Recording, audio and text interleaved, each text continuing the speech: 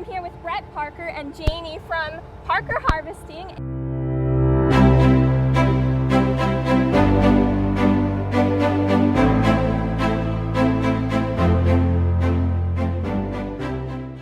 You have a custom combining operation. Could you explain a little bit more about that?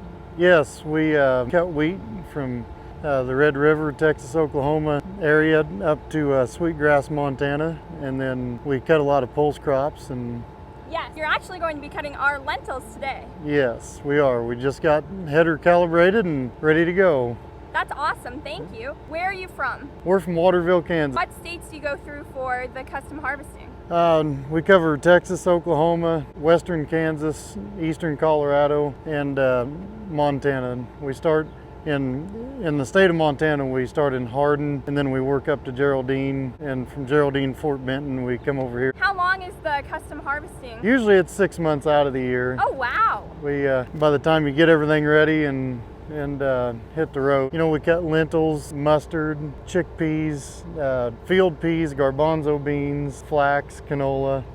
There's a lot of different crops and different ways to cut them. Some people will lay them in windrows. The lentils are nice and dry. We took a sample this morning and they're 11 moisture, so I think we'll get along just fine. That's really great. And so you must have a lot of different headers for your combines, go through all these different types of crops. Yes, too many. We've got flex drapers and regular drapers and pickup heads and stripper head, corn head, and row head. The row heads are now getting obsolete and we're going into an arrowhead, like a converted corn head. Okay. And we use that on Milo. There's a lot of different headers these days to keep up with all the crops. What is this header standing behind us? This is a 40-foot flex draper with an air reel, and the air reel is necessary in these lentils because they generally don't grow very tall. No, they don't. That's really important, and we don't have flex headers, so. That's right, and you got to cut them pretty short, as you can see right over here. You know, the lentils are probably only 6 to 8 inches tall, and you have to cut them just right on the ground. Yes.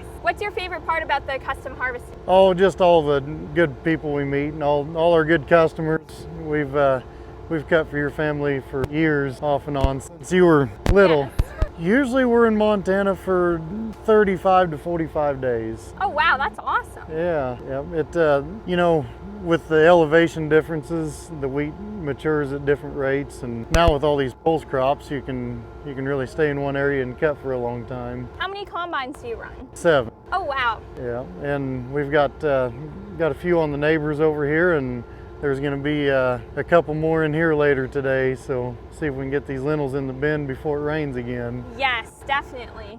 I'm here with Nora as well, and do you drive combine? Yes. That is awesome. You love it? Yeah. Me too. I drive combine also. Yeah, it's fun. Heck yes. That's a lot of fun when the family can be involved and learn a little bit about the equipment and the business. Definitely, for sure. Helps on your people skills. Well, this is wonderful. Thank you so much. Yeah, thank you. Thank you. We're inside the combine now. What kind of combine is it? It's an S770 John Deere. Wow, I've never seen a combine with such big screens and technology. Pretty incredible. Could you explain a little bit about what they do? Yes, we can straight track, you can curve track, yield, coverage, and you know, your moisture. And there's always, you know, the pressures, like on the flex headers, you can always change that however you need it. And you know, like the header will go down and float. And so if you go up over a rise, it's gonna ride with the contour of the ground. Yes, it's amazing. Yeah, there's a lot of technology in these newer combines, but a lot to go wrong also. Definitely. It makes it a lot more challenging. Yeah. What do you do when you have equipment break down? Do you go to the local mechanics in John Deere? We fix it all ourselves. Wow. Generally on John Deere combines, it'll just be the engine fan hubs. Yes. We replace one of those every 3 weeks, and other than that, you know, most of the designs are pretty good these days, the John Deere combines. Yes, they really are, and that's why we run them, because they're reliable. That's right, yeah, as a rule. Do you mostly straight cut if a farmer calls you, or would you have it swapped and then cut it? You know, in the state of Montana, that's the only place that we run pickup head. Wow. And it's about half and half. You know, half of these farmers are raising varieties that will stand, but those varieties that will stand good don't quite yield. You know, like as well. Yeah, as well. So you know, some of these other guys are planting varieties that really yield good, but it's got to be put in a windrow or else the sawfly is going to get it. Do you see that being a problem other places or mostly here? Mostly just in Montana. I hear that they had some sawfly in Nebraska this year. Oh wow, okay. Is it interesting to go from the different states and see the different harvests and yields? Yes, and you know, a lot of times we have to sit and wait in Montana for a day or two on one place, you know, while we're finishing up another place that, you know, the temperature is usually not there. But this year is 100 degrees and we could just, everything is ready as soon as we got there. Yes, it really was, and we started a bit early. Heads didn't end up filling on a lot of the wheat. That's right. Yep, the spring crop's a little bit short, but yes, at least you got a crop. Exactly. We're very thankful for that. How long have you been in the custom harvesting business for? I'm 4th generation. Oh, that's wonderful. And I'm 4th generation on the farm. Oh, is that right? Yes. Yep, that's neat. And then what generation are you for your family's farm? Number 5. Oh, that's wonderful. Yep. They homesteaded that in 1868. Okay, wow. Our farm was homesteaded in 1912. Is that right? Yes. Okay. Took them a few years to get up here, didn't it? Yes, it did. That's awesome. Thank you so much. Yeah, thank you. How did your family decide to start custom harvesting? I'm not 100% sure.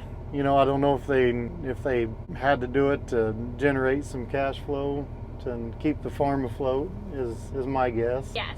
So that's one thing that we need anyway on our farm is all the machinery and all the help. So that's one good way to justify it, to keep it busy. Definitely. You know, longer. How long is your header? 40 feet. Wow. And it's got the P auger and the air reel. I've never seen a header like this. Oh, really? Well, we'll have more than one in the field here by tomorrow. What are the silver bars? The air reel. It shoots air down on the sickle and it keeps the sickle clean. Okay. And you'll also get to see harvesting these lentils, so that'll be exciting. Yes. Yeah, the air bar is blowing things in. You have to replace a lot of sickle sections because of how close you cut to the ground? Yes. Yeah, we'll push a lot of rocks. We'll see if your uncle rolled these good. I think Uncle Chris is the one that rolled these, wasn't he? Yes, he was. That's very interesting. It doesn't just flow in like the wheat. It has to have the air. Yes. Yeah, those lentils are so short and so light. It doesn't feed very good without the air. Now with the pea augers, they're not necessary with the lentils, but they're necessary with the peas because they're kind of a wiry type plant. And they'll stick together and they'll start climbing. They'll try to climb right out the back of your headers, so the pea augers help to feed those in. Oh wow. You must see a lot of different wildlife from all the states you go to. We do. You know, we've seen moose and elk in the fields up here and countless antelope. Yes. And we do have a lot of antelope. Yeah, a lot of mule deer and whitetail, turkeys. Some of the wet years down south, you'll have rattlesnakes out in the field because they're moving up out of the stream beds, creek beds, and they like to hang in the edges of the wheat field, so that's no good.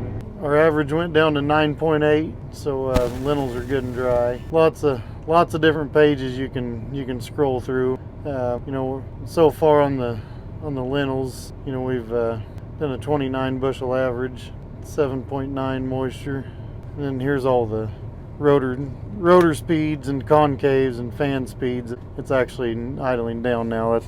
That's not the running rate speed that we cut at. Yes, then the sieves. Which you have to change for every crop. Yes, yeah, we have to change for every crop. Well, thank you so much. I really appreciate it. Yeah, thank you. Yeah, we'll be here for a couple days. You guys have a lot of lentils. Yes, we do this year. Yeah. What have been the most common crops you've seen this year? A lot of winter wheat this year. Yes.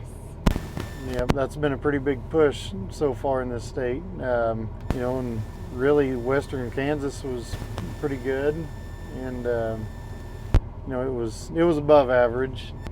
We didn't see a lot of the low end yields like we usually do. A lot of times we'll see yields in the 20s and 30s, you know, different dryland places. And this year those yields were up in the upper 30s and, you know, mid 40s, so it turned out all right. That's good then. Yep. What states have you harvested in already? And our state was declared in an emergency drought, so have you seen that affect these other states as well? It has in places, but you know, in western Kansas this year, it's usually pretty darn dry, and we got rained on, you know, 8 or 9 times through the course of that harvest. So, you know, it wasn't dry once we started cutting wheat, I guess. They ought to have some fall crops. That's great. Yeah, that's nice not to be burned up all the time, but it's plenty dry around here. Yes, it is, definitely. We had a massive field fire, actually. That's not a good deal. There's been a No. lot of fires. Oh my gosh, area. it's been terrible. Yes, it has. We blow the machines off every day. It's not a guarantee that you won't catch on fire, but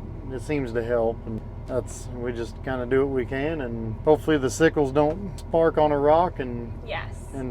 you know, sometimes those fires will take off before you ever know something's on fire. It's really important to do your daily maintenance and try and avoid That's any right. possible chance of a fire. That's right, and it's nice having a neighbor with a disc hooked on once in a while too. Yes, yes it is. Thank you so much for watching. I really hope you enjoyed and learned a little bit more about custom combine harvesting and how your food gets to your table. Make sure to like and subscribe to see more awesome videos. Bye!